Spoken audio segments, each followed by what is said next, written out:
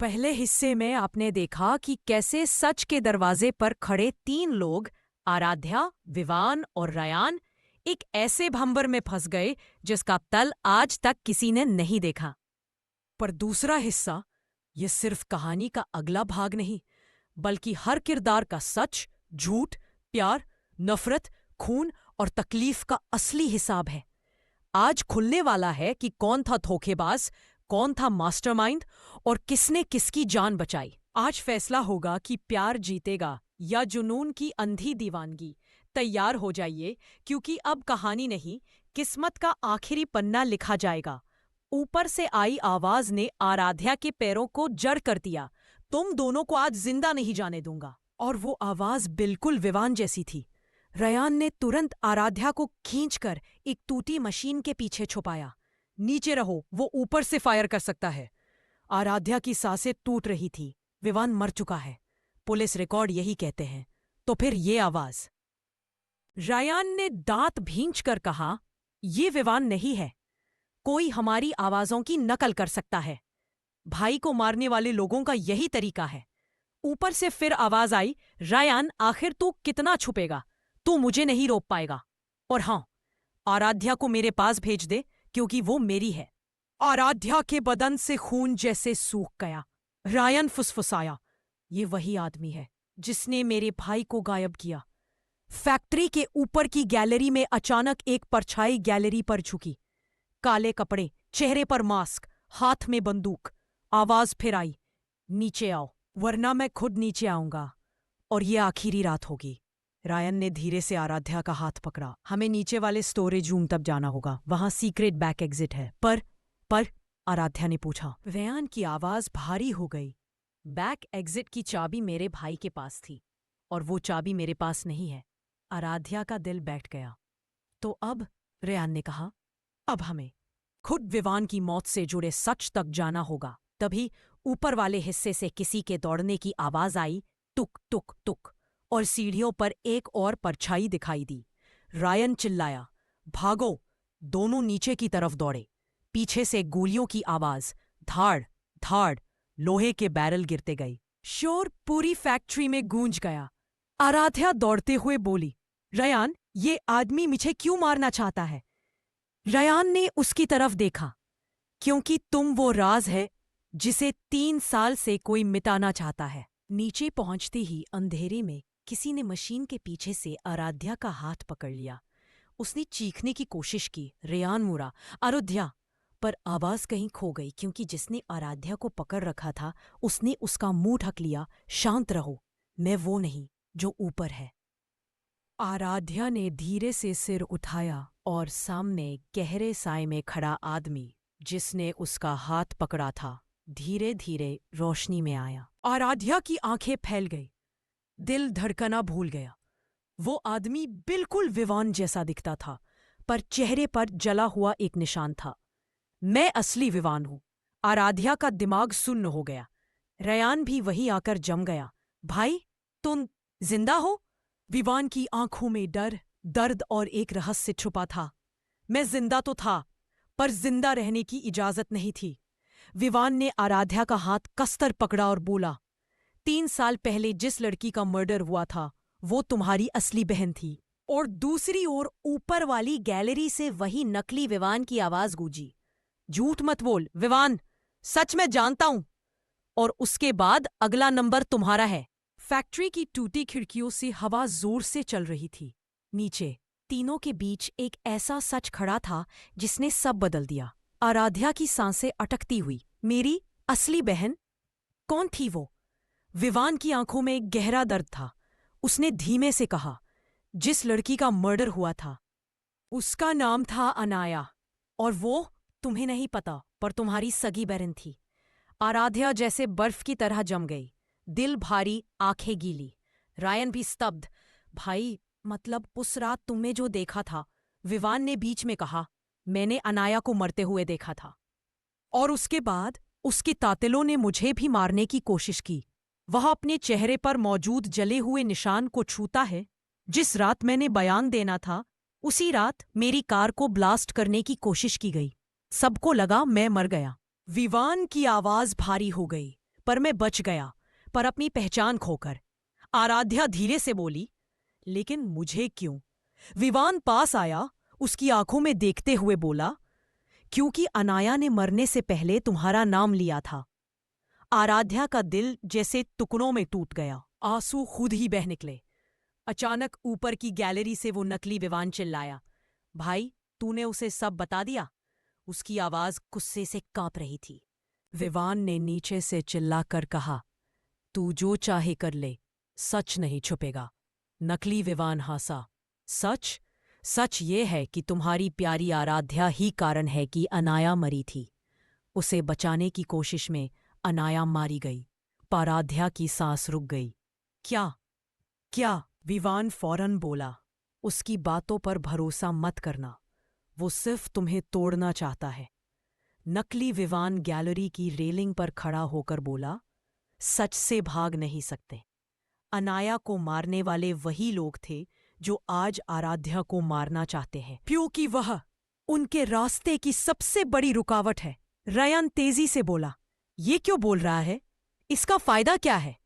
वह आदमी धीरे से अपना मास्क छुड़ाने लगा और जैसे ही मास्क उतरा, तीनों की आंखें फैल गईं। उसका चेहरा बिल्कुल विवान जैसा था, बस आंखों में पागलपन और होठों पर टेढ़ी मुस्कान। आराध्या ने डर और सदमे से धीमे कहा, तुम कौन हो? तुम विवान जैसे क्यों दिखते हो? वह आदमी हंसा, क्योंकि मैं भी मेहता फैमिली का हिस्सा हूं। मैं कृष्ण मेहता हूं। विवान ने दांत पीछे, रुको, कृष्ण को तो 3 साल पहले ही कृष्ण ने बात काट दी। हाँ, वही हादसा जिसमें तुम मरे थे, मैं भी उसी में गायब हुआ था। उसकी आवाज धीमी और खतरनाक। हम दोनों को खत्म करना था, लेकिन मैं बच गया। और मैंने सोचा, अगर मैं तुम जैसा दिख सकता हूं तो मैं वो सब पा सकता हूं जो तुमसे छीन गया। विवान गुस्से से आगे बढ़ा, तूने अनाया को मारा? कृष्ण शांत आवाज में बोला, मैंने नहीं, जिसके लिए मैं काम करता हूं उसने करवाया। और अब आराध्या को भी मरना होगा, क्योंकि वो अनाया की सच्चाई की आखिरी कुंजी है। उसने बंदूक तानी सीधे आराध्या पर। रायन चिल्लाया, आरू नीचे। पर इससे पहले कि कोई कुछ कर पाता, धाड़ गोली चल चुकी थी, और गोली जिस पर चली वो गिर पड़ा। जमीन पर गिरा था। वह न तो आराध्या थी न रयान, बल्कि विवान उसके सीने के बाईं ओर लगी थी।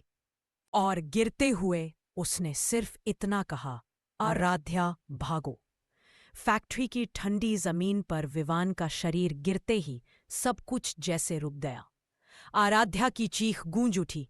विवान, उसके कदम कांप रहे थे, लेकिन वह दौड़कर उसके पास पहुंची। विवान की सांसें टूट रही थी, पर उसके होंठ कांपते हुए बोले, आराध्या, डरना मत, मैं ठीक हूं। पर उसका खून तेजी से बह रहा था। रयान ने डर और गुस्से से उस नकली विवान कृष्ण की ओर देखा। कृष्ण बंदूक ताने खड़ा था, आंखों में खतरनाक चमक। एक तो हट गया, अब तुम दोनों भी। लेकिन इससे पहले कि वो दूसरी गोली चलाता, ऊपर की गैलरी का एक हिस्सा तेज आवाज के साथ टूटकर गिरा। धड़ाम। धूल चारों तरफ फैल गई, और इसी धुएं के बीच आराध्या ने विवान को सहारा देकर खींचा। रायन, जल्दी इधर। तीनों एक टूटे हुए मशीन के पीछे छिपे। कृष्ण गुस्से से चिल्लाया, भागकर कहाँ जाओगे? मैंने पूरी फैक्ट्री लॉक कर रखी है। आराध्या के दिल में तूफान। उसकी आंखें विवान के घाव पर टिक गई। खून उसके हाथों पर फैल चुका था। रयान, वो मर जाएगा, कुछ करो। विवान ने उसकी कलाई पकड़ ली। आरू, सुनो, मेरी बात ध्यान से सुनो। आराध्या रोते हुए बोली, नहीं, कुछ मत बोलो, मैं तुम्हें कुछ नहीं होने दूंगी। विवान ने मुश्किल से मुस्कुराया, अगर मैं बच गया तो तुम्हें वो बताऊंगा जो मैं इतने सालों से दिल में छुपाए था। उसकी आंखों में एक ऐसा दर्द था जिसमें प्यार भी था और अधूरापन भी। आराध्या की सांसें अटक गईं। वह समझ गई, विवान वो सच बताने वाला है जिससे दोनों डरते थे। उधर कृष्ण धीरे धीरे पास आ रहा था, बंदूक लोड करते हुए। बहुत भाग लिया, अब खेल खत्म। रायन फुसफुसाया, आरू, मुझे एक मौका मिलेगा, मैं उसे रोकूंगा, तुम विवान को बाहर ले जाओ। आराध्या ने सिर हिलाया, नहीं, तुम अकेले नहीं जाओगे। रायन हंसा, तुम्हें लगता है मैं अपने जीजा को ऐसे मरने दूंगा? आराध्या चौंक गई। वो अभी तुम्हारे जीजा नहीं है? रायन शरारती मुस्कान के साथ बोला। अब तो लग रहे हैं। तुम्हारी आंखों में सब साफ दिख रहा है। आराध्या की आंखें शर्म और आंसुओं से भर गई। अचानक कृष्ण की परछाई पास आने लगी। रायन दीवार के कोने से झुककर देखा, लेकिन तभी कृष्ण ने तेज आवाज में कहा, मुझे पता है तुम यहीं छिपे हो। और 3 गोलियां उस मशीन पर चली। धड़ धड़ धड़, स्पार्क उड़े, धातु के टुकड़े हवा में। आराध्या डर से विवान को ढककर झुक गई। कृष्ण आगे बढ़ता हुआ बोला, विवान ने तुम्हें बचाकर अच्छा किया आराध्या। अब उसकी मौत तुम्हारी आंखों के सामने होगी। वह मशीन के कोने पर पहुंचने ही वाला था, तभी एक ईंट पीछे से उसकी कनपटी पर लगी। कृष्ण लड़खड़ाया और पीछे खड़ा था रायन, गुस्से से तमतमाया हुआ। मेरी बहन को हाथ लगाने की सोचना भी मत। कृष्ण गिरा नहीं, बल्कि मुड़कर रायन पर टूट पड़ा। दोनों के बीच जोरदार लड़ाई शुरू हो गई। आराध्या ने विवान को बाहों में पकड़ा। विवान, जागे रहो मेरे लिए, प्लीज।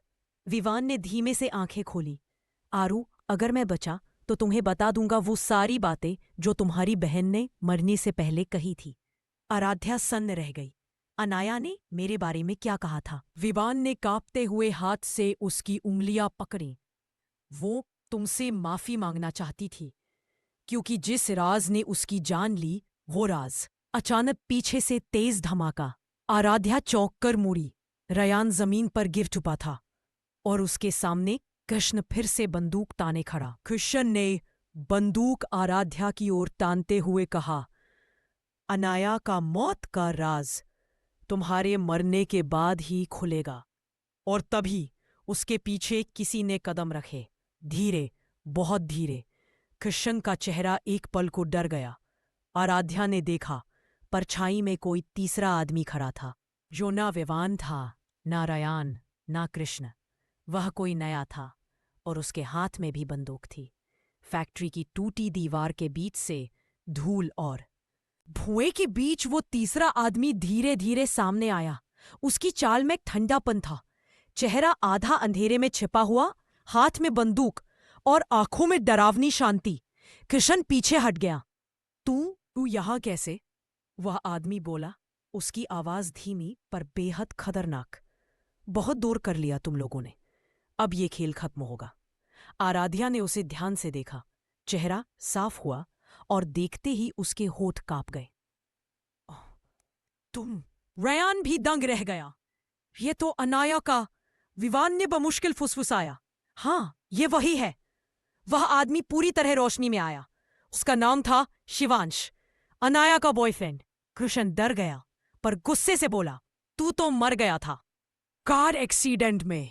शिवांश हल्की हंसी हंसा। मरना? नहीं, मैं सिर्फ गायब हुआ था, क्योंकि तुम लोगों का असली चेहरा सबूतों के बिना सामने नहीं आ सकता था। उसकी बंदूक अभी भी कृष्ण पर तनी थी। आराध्या सदमे में। तुम अनाया के साथ थे उस रात? तुमने सब देखा था? शिवांश की आंखें दर्द से भर गईं। हाँ, मैंने सब देखा था। कौन आया, किसने हमला किया, किसने अनाया को बचाने की कोशिश की और किसने उसे धोखा दिया। कृष्ण दहला, झूठ तू कुछ नहीं जानता। शिवांश ने उसकी ओर इशारा किया। सबसे बड़ा झूठ तो तुम हो कृष्ण, तुम और तुम्हारे पीछे छिपे लोग। तुमने अनाया को खत्म करवाया क्योंकि उसने उनकी काली सच्चाई जान ली थी। आराध्या की आंखों में आंसू आ गए। मेरी बहन, उसने क्या पता किया था? शिवांश ने उसकी ओर देखा। तुम्हें, तुम्हारी असली पहचान। आराध्या स्तब्ध, उसके होंठ सूख गए। विवान की टूटी हुई आवाज गूंजी। अनाया तुम्हें बचाना चाहती थी, आरू तुम्हारी मौत रोकना चाहती थी। शिवांश बोला, अनाया को पता चल गया था कि मेहता फैमिली के कुछ लोग तुम्हारे नाम पर चल रही फेक प्रॉपर्टी डील और मनी लॉन्ड्रिंग का इस्तेमाल कर रहे थे, और वो तुम पर इल्जाम डालकर तुम्हें ही खत्म करने वाले थे। आराध्या के पैरों के नीचे जैसे जमीन खिसक गई। मेरी वजह से ये सब? शिवांश, अनाया ने कहा था वो तुम्हें सच बताकर बचाएगी, लेकिन उसी रात हमारे ऊपर हमला हुआ। उसकी आंखें लाल हो गई। कृष्ण चिल्लाया, बस एक और कदम बढ़ाया तो ये गोली तेरी छाती में होगी। लेकिन शिवांश शांत रहा। शिवांश, तुमने अनाया को मारा नहीं कृष्ण, तुमने सिर्फ रास्ता साफ किया। मास्टरमाइंड कोई और है। आराध्या ने कांपती आवाज में पूछा, कौन कौन है वो? शिवांश की नजरें धीरे से फैक्ट्री के ऊपरी हिस्से की तरफ उठी। उसके शब्द फैक्ट्री में गूंज उठे। वो इंसान जो इस वक्त यही है। आराध्या, रायन और विवान तीनों ने एक साथ ऊपर देखा और गैलरी पर काली परछाई खड़ी थी। लंबा कोट, चमकते जूते और हाथ में साइलेंसर वाली बंदूक। वह नीचे आया, रोशनी उसके चेहरे पर पड़ी और आराध्या की सांस रुक गई। वो था मेहता फैमिली का असली वारिस, विवान और कृष्ण दोनों का बड़ा भाई, अभिराज मेहता। उसकी आंखें बिल्कुल बर्फ की तरह ठंडी थीं। अभिराज नीचे उतरकर बोला, अब जब तुम सब यहां हो तो एक साथ मर जाओ, क्योंकि असली गद्दार तुम्हारी बहन अनाया नहीं, विवान था। फैक्ट्री में मौत जैसा सन्नाटा छा गया। फैक्ट्री की टूटी दीवारों के बीच गहरी खामोशी पसरी थी। वातावरण इतना भारी कि सांस लेना भी मुश्किल हो जाए। अभिराज मेहता नीचे उतरा, धीमे शातिर कदमों से। उसकी आंखों में कोई भावना नहीं, बस ठंडापन था, मौत जैसा ठंडापन। वह बोलना शुरू करता है, बहुत खेल हो गया अब। असली गद्दार अनाया नहीं, विवान था। आराध्या, रयान, शिवांश तीनों हिल गए। विवान ने जमीन पर पड़ी पड़ी आंखें उठाईं। ये झूठ है, सब झूठ। अभिराज ने मुस्कुराया, तुम्हारी ये हालत देखकर यकीन करना आसान है कि तुम बेबस हो, पर सच्चाई तो यही है कि अनाया ने तुम्हें एक्सपोज करने के लिए उस रात सबूत इकट्ठे किए थे। शिवांश गुस्से से चिल्लाया, झूठ मत बोल। अनाया ने मरते हुए तुम्हारा नाम लिया था, विवान का नहीं। अभिराज ने बंदूक उसकी ओर तान दी, तू चुप रहेगा। अनाया प्यार के नशे में किसका नाम ले दे, उससे ये सच नहीं बदलता कि विवान ही था जो मेरे खिलाफ सबूत इकट्ठा कर रहा था। विवान ने दर्द से कराहते हुए कहा, मैं अनाया को बचाने गया था, मारने नहीं। अभिराज, और फिर भी वो मर गई। अजीब नहीं है? आराध्या कांपते हुए बोली। ये तुम क्यों कर रहे हो? तुम अपने ही भाइयों को मारना चाहते थे। अभिराज एक कदम और करीब आया, क्योंकि जो चीजें मेरी हैं उन्हें कोई और छीन नहीं सकता। उसकी आंखें सीधे आराध्या पर टिकी थीं। आराध्या का दिल धक से रुक गया। मैं तुम्हारी क्या हूं? अभिराज से हल्की रसी निकली, तुम मेरी होने वाली दुल्हन थी। पर विवान और अनाया बीच में आ गए। अनाया ने तुम्हें मुझसे दूर करने की कोशिश की और विवान ने तुम्हें मुझसे छीन लिया। आराध्या के पैरों तले जैसे जमीन खिसक गई। उसकी बहन की मौत, विवान पर हमला, कृष्ण का गायब होना, सब सिर्फ अभिराज की जुनूनी हरकतों की वजह से हुआ था। कृष्ण हकलाते हुए बोला, भैया, मैंने तो आपकी ही मदद। अभिराज ने बंदूक घुमाकर सीधे कृष्ण के माथे पर तान दी, तू बस मोरा था। तू मरे या बचे फर्क नहीं पड़ता। कृष्ण के होश उड़ गए। उसी पल शिवांश ने मौका देखकर अभिराज पर गोली चलाई। दहाड़, पर अभिराज तेज था। वह साइड में हट गया और गोली उसकी बाह छूकर निकल गई। अब दोनों तरफ से गोलियां चलने लगी। फैक्ट्री में गूंज, धुआं, लड़खड़ाते कदम। रयान ने आराध्या को खींचकर एक मशीन के पीछे छिपाया। दीदी झुको। विवान खून से लथपथ पड़ा था, पर उसे बस एक ही डर था, आराध्या को कुछ ना हो। वो पल जिसने सब बदल दिया था। लड़ाई के बीच अभिराज ने अचानक अपना निशाना बदलकर बंदूक सीधे विवान पर तान दी। सबसे बड़ा कांटा तू। आराध्या ने यह देखा तो चीख पड़ी। नहीं, डाह। गोली चली, पर विवान पर नहीं लगी, क्योंकि आराध्या उसके सामने खड़ी हो गई थी। गोली उसके कंधे को चीरती हुई निकल गई। विवान चीख पड़ा, आरो, तुमने ऐसा क्यों किया? आराध्या दर्द से कांपते हुए बोली, क्योंकि तुम्हें कुछ हो जाता तो मैं मर जाती। उसके शब्द विवान की सांस रोक गए। इस एक पल ने अभिराज का पूरा ध्यान भटका दिया और इसी पल शिवांश ने दूसरी गोली चलाई, सीधे अभिराज के पैर में। अभिराज जमीन पर गिरा, बंदूक दूर जा गिरी। कृष्ण भागने की कोशिश करने लगा, पर रयान ने उसे धर दबोचा। सब कुछ एक पल में खत्म हो गया। सायरन बजते हुए पुलिस अंदर घुसी। शिवांश ने सारी रिकॉर्डिंग सौंप दी जिसमें अभिराज के गुनाह थे।